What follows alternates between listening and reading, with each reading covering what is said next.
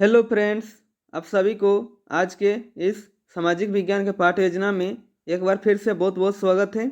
आज के इस पाठ्य योजना में हम देखेंगे सामाजिक विज्ञान विषय की पाठ्य योजना और उप विषय है नागरिक शास्त्र। ठीक है, तो चलिए दोस्तों शुरू करते हैं आज का पाठ्य योजना।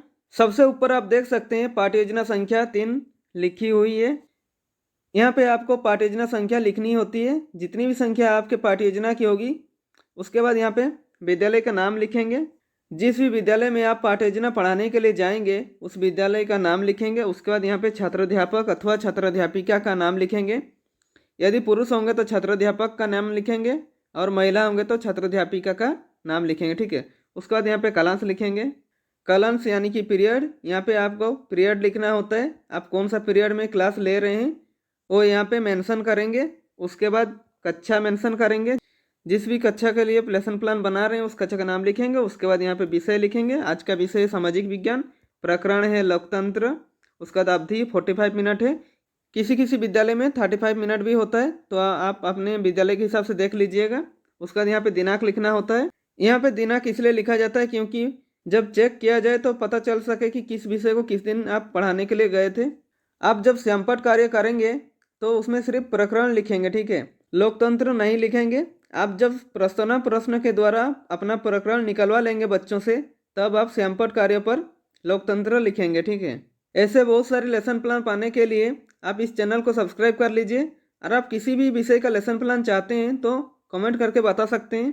उसके बाद आता है सामान्य उद्देश्य। ठीक है, सामान्य उद्देश्य विषय संबंधित होता है, तो यहाँ पे आप सामाजिक विज्ञान विषय को ध्यान में रखकर लिखेंगे। ठीक है, सामान्य उद्देश्य में विषय और उप विषय को पढ़ाने में बच्चों को किन किन चीज़ों का विकास होगा यह लिखना होता है। ठीक है, इसमें मिनिमम आप 4 से 5 पॉइंट लिख सकते हैं और मैक्सिमम 8 से 10 पॉइंट लिख सकते हैं। ठीक है, तो यहाँ पे देखिए पहला पॉइंट है विद्यार्थियों में लोकतांत्रिक नागरिकता का विकास करना। दूसरा पॉइंट है विद्यार्थियों में राष्ट्रीय एवं अंतर्राष्ट्रीय दृष्टिकोण का विकास करना। और तीसरा पॉइंट है विद्यार्थियों में भावनात्मक एकता एवं नागरिकता का विकास करना एवं आदर्श एवं चरित्र का निर्माण करना। ठीक है, उसके बाद आता है विशिष्ट उद्देश्य। ठीक है, विशिष्ट उद्देश्य टॉपिक से रिलेटेड होता है, यानी कि प्रकरण से रिलेटेड होता है। तो आज का प्रकरण है लोकतंत्र। इसमें मिनिमम आप 3 पॉइंट लिख सकते हैं, मैक्सिमम 4 से 5 पॉइंट लिख सकते हैं। ठीक है, तो यहाँ पे देखिए पहला पॉइंट है छात्र लोकतंत्र के विषय में ज्ञान प्राप्त करेंगे। दूसरा पॉइंट है छात्र लोकतंत्र के बारे में समझकर लोकतंत्र की व्याख्या अपने शब्दों में कर सकेंगे। उसका तीसरा पॉइंट है छात्र लोकतंत्र को परिभाषित करने में सक्षम होंगे। ठीक है, इसमें जो है टॉपिक पढ़ाने के बाद बच्चों में किन किन चीज़ों का विकास होगा ये सारे लिखना होता है। ठीक है, उसके बाद आता है शिक्षण विधि। ठीक है, शिक्षण विधि यानी कि टीचिंग मेथड। इसमें जो है शिक्षक कौन कौन सा शिक्षण विधि प्रयोग कर पढ़ा रहे हैं वो यहाँ पे मेंशन करना होता है। ठीक है, उसके बाद आता है शिक्षण सामग्री। शिक्षण सामग्री को आप शिक्षण सहायक सामग्री भी लिख सकते हैं। इनमें वो सामग्री आते हैं जो शिक्षक पूरे कक्षा यानी कि पूरे 45 मिनट पढ़ाने में प्रयोग करता है। ठीक है, तो यहाँ पे देखिए कलर, चौक, डस्टर, सैंपट, चार्ट पेपर, संकेतक इत्यादि लिखा हुआ है। ठीक है, इसमें आप टॉपिक को पढ़ाते हुए जो भी सामग्री प्रयोग करेंगे वो सभी यहाँ पे लिखना है। ठीक है, उसके बाद आता है पूर्व ज्ञान। पूर्व ज्ञान में देखिए क्या लिखा हुआ है, विद्यार्थी लोकतंत्र के संबंध में सामान्य जानकारी रखते हैं। ठीक है, उसके बाद आता है प्रस्तावना। ठीक है, प्रस्तावना जो है किसी भी लेसन प्लान का इम्पोर्टेंट हेडिंग कहा जाता है, क्योंकि प्रस्तावना प्रश्न बनाने में बच्चों को सबसे ज़्यादा दिक्कतें आती है।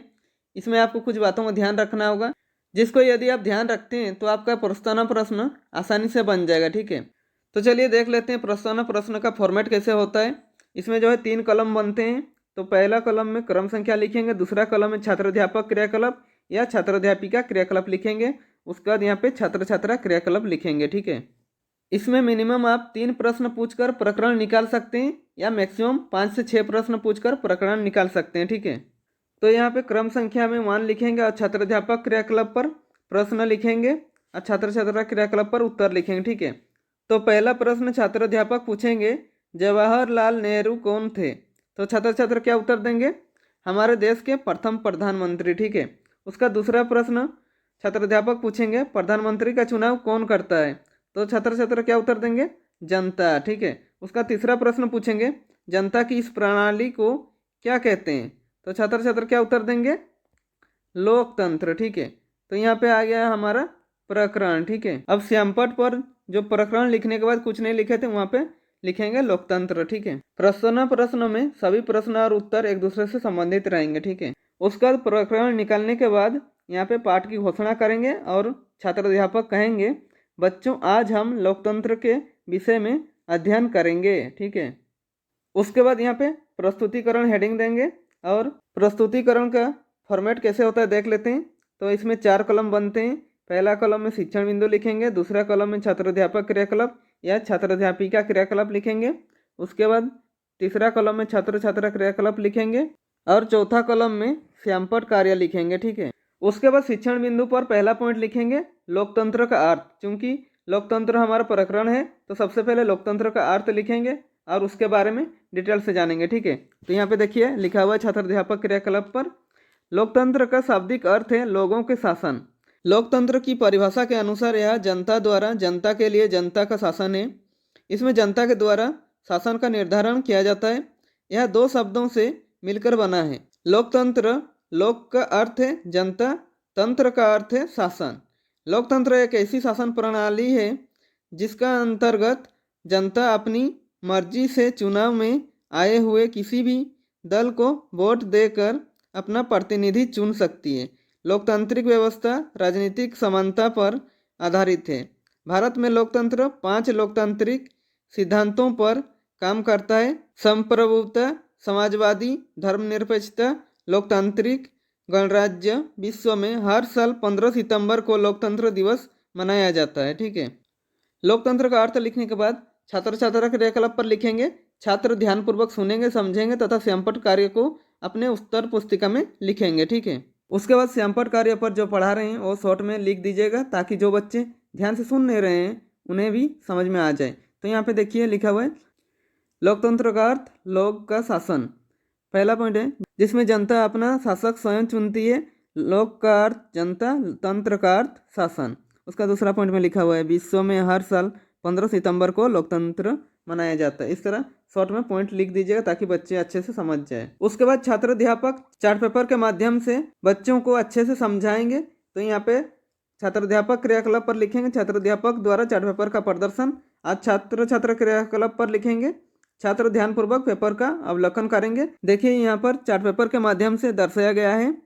यहाँ पर जो एक आदमी है वो कौन है? प्रतिनिधि, यानी कि जो प्रतिनिधित्व करता है। और नीचे में जो है वो जनता है जो शासक को वोट देते हैं। ठीक है। उसके बाद यहाँ पे बोधात्मक प्रश्न पूछेंगे। छात्र अध्यापक जो पढ़ाएंगे वो बच्चों को समझ में आ रहा है कि नहीं ये जानने के लिए 1 या 2 प्रश्न पूछेंगे। तो यहाँ पे देखिए पहला प्रश्न है लोकतंत्र क्या है? तो छात्र छात्र क्या उत्तर देंगे? छात्र छात्रा उत्तर देते हैं जनता के द्वारा जनता के लिए जनता का शासन। ठीक है। उसके बाद दूसरा प्रश्न है लोकतंत्र कैसी प्रणाली है? तो छात्र छात्र क्या उत्तर देंगे? ऐसी प्रणाली जिसके अंतर्गत किसी भी दल को वोट देकर अपना प्रतिनिधि चुनते हैं। ठीक है। उसके बाद शिक्षण बिंदु पर लिखेंगे दूसरा पॉइंट है लोकतंत्र के प्रकार। ठीक है। उसके बाद यहाँ पे एक विकासात्मक प्रश्न पूछेंगे। विकासात्मक प्रश्न का मतलब होता है कि बच्चों के पूर्व ज्ञान के बारे में जानकारी प्राप्त करना कि उनको पहले से कितनी नॉलेज है इस टॉपिक के संबंधित। तो यहाँ पे प्रश्न है लोकतंत्र कितने प्रकार के होते हैं? तो छात्र छात्रा उत्तर नहीं दे पाएंगे। तो कक्षा शिक्षक यानी आपका कर्तव्य है कि उस चीज़ को आप अच्छे से समझाएं बच्चों को। तो यहाँ पे छात्र अध्यापक बताएंगे लोकतंत्र 2 प्रकार के होते हैं। पहला है प्रत्यक्ष लोकतंत्र और दूसरा है अप्रत्यक्ष लोकतंत्र। ठीक है।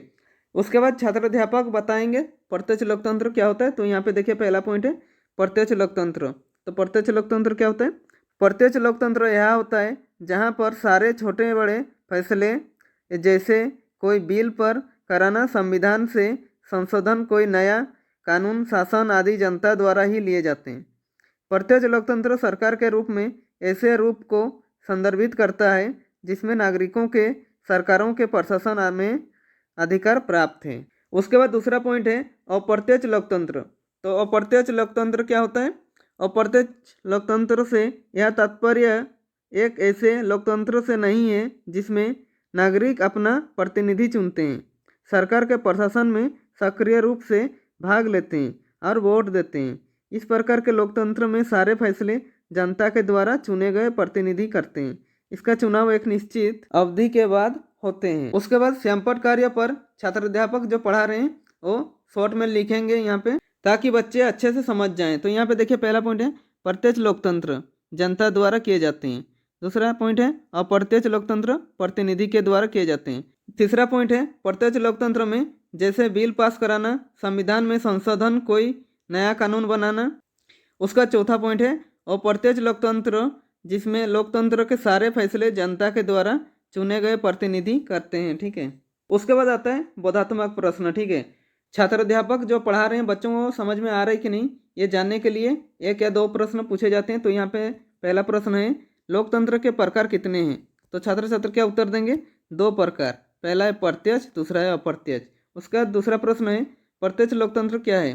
तो छात्र छात्र क्या उत्तर देंगे, प्रत्यक्ष लोकतंत्र जिसमें नागरिक को सरकार के प्रशासन में अधिकार प्राप्त होते हैं। ठीक है, उसके बाद यहाँ पे छात्र अध्यापक एक विकासात्मक प्रश्न पूछेंगे। तो यहाँ पे प्रश्न है लोकतांत्रिक सरकार के प्रमुख तत्व क्या है। तो छात्र छात्रा उत्तर नहीं दे पाएंगे।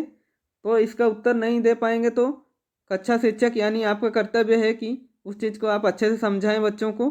तो यहाँ पे शिक्षण बिंदु पर लिखेंगे लोकतांत्रिक सरकार के प्रमुख तत्व। ठीक है, लोकतांत्रिक सरकार के प्रमुख तत्वों के बारे में बताएंगे। तो छात्र अध्यापक क्रियाकलाप पर लिखेंगे लोकतांत्रिक सरकार के 4 प्रमुख तत्व हैं। पहला है न्याय, दूसरा है भागीदारी, तीसरा है विवाद का समाधान और चौथा है समानता। ठीक है, और छात्र अध्यापक द्वारा चार्ट पेपर का प्रदर्शन किया जाएगा यहाँ पे। तो यहाँ पे लिखेंगे छात्र छात्र क्रियाकलाप पर छात्र ध्यानपूर्वक चार्ट पेपर का अवलोकन करेंगे। ठीक है, यहाँ पर देखिए चार्ट पेपर के द्वारा लोकतांत्रिक सरकार के 4 प्रमुख तत्वों को यहाँ पे दर्शाया गया है। ठीक है, उसके बाद यहाँ पे छात्र अध्यापक क्रियाकलाप पर लिखेंगे आज़ादी के बाद सरकार ने समाज से अन्याय हटाने के लिए कुछ नीति बनाई। प्रत्येक नागरिक को समान रूप से देखना सरकार की गठन जिम्मेदारी बनती है। लोकतांत्रिक प्रक्रिया में सरकार के गठन में जनता को अपनी भागीदारी भी जिम्मेदारी होती है कि वह जनता की सभी समस्याओं का निदान करें तथा सभी को समानता का अधिकार प्रदान करें। ठीक है, उसका श्यामपट कार्य पर लिखेंगे, यहाँ पे पॉइंट देख लिखेंगे अन्याय हटाने के लिए कुछ नीतियों बनाई, सबको समान अधिकार मिले। दूसरा पॉइंट है जनता को अपनी भागीदारी देने का अधिकार। तीसरा पॉइंट है सरकार जनता के सभी समस्याओं का समाधान करें और चौथा पॉइंट सभी को समानता का अधिकार प्रदान करें। ठीक है, उसके बाद यहाँ पे बोधात्मक प्रश्न पूछेंगे। छात्र अध्यापक जो पढ़ाए बच्चों को समझ में आया कि नहीं, ये जानने के लिए एक या दो प्रश्न पूछा जाता है। तो यहाँ पे पहला प्रश्न है लोकतांत्रिक सरकार के तत्वों को बताएं। तो छात्र छात्र क्या बताएंगे, न्याय, भागीदारी, समानता, विवादों का समाधान। ठीक है, उसका दूसरा प्रश्न है लोकतंत्र का अर्थ क्या है। तो छात्र छात्र क्या बताएंगे, जनता के द्वारा जनता के लिए जनता का शासन। ठीक है, उसके बाद यहाँ पे आता है मूल्यांकन प्रश्न। यहाँ पे मूल्यांकन प्रश्न आप जो पढ़ाए बच्चों को कितना समझ में आया ये जांच करने के लिए मूल्यांकन प्रश्न पूछा जाता है। इसमें मिनिमम आप 2 से 3 प्रश्न पूछ सकते हैं, मैक्सिमम 4 से 5 प्रश्न पूछ सकते हैं। ठीक है, तो यहाँ पे देखिए पहला प्रश्न है लोकतंत्र से आप क्या समझते हैं। दूसरा प्रश्न है भारत एक लोकतंत्र देश है या राजतंत्र। तीसरा प्रश्न है लोकतंत्र कितने प्रकार के होते हैं। चौथा प्रश्न है लोकतांत्रिक सरकार के प्रमुख तत्वों को बताएं। उसके बाद आता है गृह कार्य। ठीक है, गृह कार्य पर ऐसे प्रश्न बनाइए कि बच्चों को घर पे जाकर वो चैप्टर अभ्यास करने का मौका मिले और आप उनको अच्छे से चेक भी कर सकें। तो यहाँ पे प्रश्न है लोकतंत्र क्या है, विवेचना करें।